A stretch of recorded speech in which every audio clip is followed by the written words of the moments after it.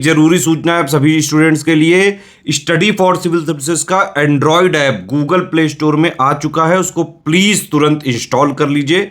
और अगर आप स्टडी फॉर सिविल सर्विसेज के सिर्फ ऐप से कोई भी कोर्स, कोई भी पीडीएफ परचेस करते हैं तो उसमें अप्लाई कूपन, अगर आप ज्ञान सर जो है आप उसमें अप्लाई करते हैं, ये कूपन कोड है, तो उसमें 20% फीस तुरंत माफ हो जाएगी। मतलब 20% डिस्काउंट तुरंत उसमें लग जाएगा।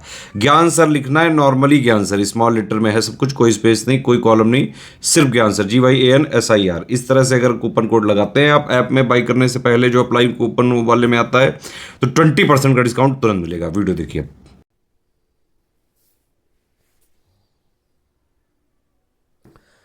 नमस्कार साथियों, स्वागत है आप सभी का स्टडीज फॉर सिविल सर्विसेज और स्टेट पीसीएस प्रिपरेशन में।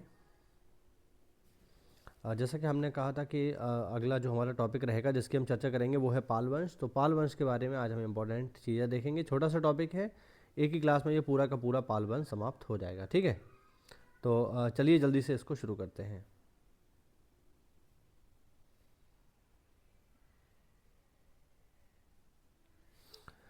आठवीं शताब्दी के आसपास गोपाल ने पाल वंश की स्थापना की। पहले तो आपको यही याद रखना है कि पाल वंश का संस्थापक कौन है, तो गोपाल है, याद रखना।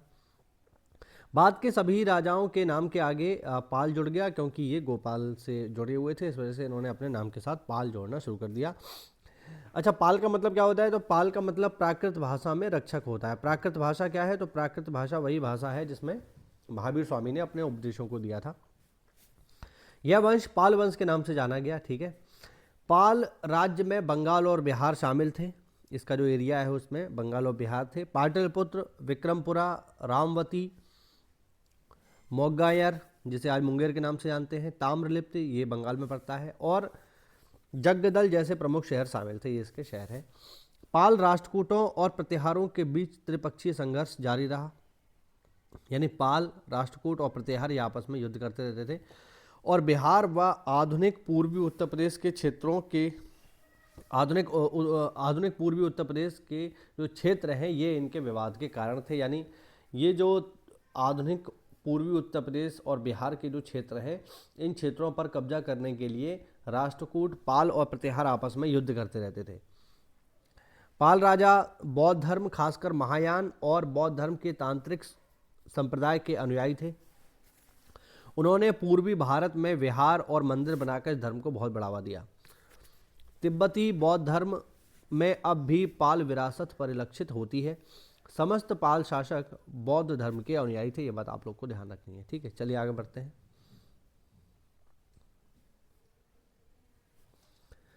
गोपाल की बात करेंगे, जो उसके पहले शासक हैं। इनका समय है लगभग 750 ईस्वी का। गोपाल एक कट्टर बौद्धवादी थे। गोपाल बौद्ध विद्वान तरंथा के अनुसार उदांतपुरी में इन्होंने एक मठ का निर्माण करवाया था। गोपाल ने एक मठ बनवाया था उदांतपुरी में। धर्मपाल के खलीम ताम्रपत्र अभिलेख के अनुसार गोपाल ने मत्स्य न्याय से लोगों को बचाने के लिए पाल राजवंश की स्थापना की। मत्स्य न्याय का मतलब है अराजकता का समय। ठीक है, तो इस वंश की स्थापना की, और यह अपने लोगों के द्वारा सीधे शासक के तौर पर निर्वाचित किए गए थे। यानी गोपाल को एक तरीके से लोगों ने ही चुना था, तो ये एक तरीके से इलेक्टेड हम कह सकते हैं व्यक्ति थे जिनको स्वयं जनता ने चुना था आने वाले समय के लिए। दूसरे शासक है हमारे पास धर्मपाल, 770 से 810 ईस्वी। धर्मपाल ने एक बार कन्नौज पर अधिकार कर लिया था तथा यहाँ के समस्त उत्तरापथ के राजाओं की सभा की। धर्मपाल ने राष्ट्रकूट राजकुमारी रन्ना देवी से विवाह किया। धर्मपाल ने नालंदा का पुनरुद्धार किया। विक्रमशिला विश्वविद्यालय एवं वारेंद्र के सोमपुर विहार की स्थापना की, जिसके अवशेष पहाड़पुरा से अभी भी मिलते हैं। उन्होंने बौद्ध लेखक हरिभद्र को संरक्षण प्रदान किया। हरिभद्र अष्ट सहस्त्रिका प्रजन्य पारमिता के लेखक थे। ये बुक का नाम है, याद रखिएगा, पेपर में आ सकता है। ठीक है, चलिए आगे बढ़ते हैं। अगले शासक हैं इसमें देवपाल, 810 ईस्वी से लेकर 850 ईस्वी तक। देवपाल राष्ट्रकूट राजकुमारी रन्ना देवी का पुत्र था। अभी हमने देखा ना कि धर्मपाल ने विवाह किया था रन्ना देवी से, तो इनके पिता का नाम है धर्मपाल और इनकी माता का नाम है रन्ना देवी, जो कि राष्ट्रकूट वंश की राजकुमारी थी। देवपाल पाल वंश का सबसे प्रतापी शासक था। देवपाल का सेनापति उसका चचेरा भाई जयपाल था, जिसने अनेक युद्ध देवपाल की ओर से लड़े। देवपाल बौद्ध धर्म का महान संरक्षक था। बौद्ध परंपरा के अनुसार शैलेंद्र वंश के राजा बालपुत्र देव, जो कि स्वर्णद्वीप के शासकों और इंडोनेशियाई द्वीप समूह से संबंधित हैं, जिनमें मलाया, जावा, सुमात्रा और अन्य पड़ोसी द्वीप भी आते हैं, ठीक है, ने उनसे नालंदा के मठों के लिए 5 गांव का अनुदान देने का अनुरोध किया। उन्होंने उस अनुरोध को स्वीकारा और वीरदेव को नालंदा मठ के प्रमुख के रूप में नियुक्त किया। नालंदा, जैसे हम लोग जानते हैं कि नालंदा विश्वविद्यालय जो है, इसकी स्थापना की थी कुमारगुप्त ने, जो कि एक गुप्त शासक थे। और ये कहाँ पर है? तो बिहार के नालंदा में ही है, जहाँ पर मुख्य रूप से बौद्ध धर्म की पढ़ाई हुआ करती थी। सब लोग ये बात जानते हैं। बौद्ध विद्वान वज्रदत्ता, जो कि लोके स्वराष्टक के लेखक हैं, वह धर्मपाल के राजकवि थे। 9वीं शताब्दी के मध्य भारत की यात्रा पर आए अरब व्यापारी सुलेमान ने पाल साम्राज्य को रोहामी या रोहमा धर्म कहकर पुकारा। ठीक है, चलिए अगले शासक हैं साथियों इसमें हमारे पास महीपाल प्रथम, जिनका समय है 977 से 1027 ईस्वी।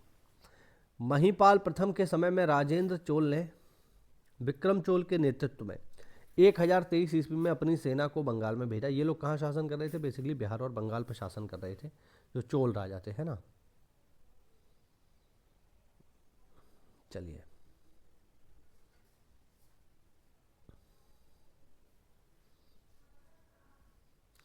विक्रम चोल एवं सेनापति दंडनाथ ने महीपाल प्रथम को हरा दिया और यहाँ से गंगाजल चोल राज्य ले गए।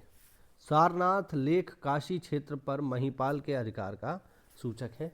ठीक है, तो राजेंद्र चोल को जो है गंगई कोट चोलपुरम के नाम से भी जानते हैं, क्योंकि इन्होंने गंगा जल जो है अपने राज्य में स्थापित करवाया। और वो गंगा जल ये लोग कहाँ से लाए थे? तो ये लोग लाए थे महीपाल के क्षेत्र बंगाल से। ठीक है, तो जिस समय बंगाल पे महीपाल का शासक था, उस समय में राजेंद्र चोल ने महीपाल को हराया और वहाँ से गंगा जल अपने यहाँ लेकर के आया। ठीक है, चलो आगे देखो। आगे है रामपाल 1072 से 1126 ईस्वी। रामपाल अंतिम मजबूत पाल शासक था, जिसने कामरूप और कलिंग पर नियंत्रण स्थापित किया। इस प्रकार 11वीं शताब्दी में पाल का फिर से भाग्योदय हुआ। रामपाल ने राष्ट्रकूटों की मदद से कैवर्त वंश के भीम से वारेंद्री जीता। रामपाल अपने मामा ममथ देव की मृत्यु से इतना दुखी हुआ कि उसने मुंगेर में गंगा नदी में डूब करके आत्महत्या कर ली। ये बात पेपर में जो है पूछी जा चुकी है कि किस पाल वंश के शासक ने अपने मामा की मृत्यु के बाद गंगा में डूब करके आत्महत्या कर ली, तो इसका जवाब है रामपाल। 11वीं शताब्दी तक बहुत से क्षेत्रों में विद्रोह के कारण यह साम्राज्य काफ़ी कमज़ोर हो गया था। पाल साम्राज्य को सेन राजवंश ने नष्ट कर दिया और फाइनली पाल वंश समाप्त हुआ। तो इसमें देखो ज़्यादा कुछ है नहीं, बस इतना ही था। जो भी 3-4 पॉइंट थे वो यही थे, तो ये आपको कम से कम याद रखने हैं। तो बढ़िया अच्छे से तैयारी करते रहिए साथियों। छोटे छोटे वीडियोज़ बना करके हम इसी तरीके से आगे मिलते रहेंगे। मिलते हैं अगली क्लास में, तब तक के लिए जय हिंद, जय भारत, वंदे मातरम।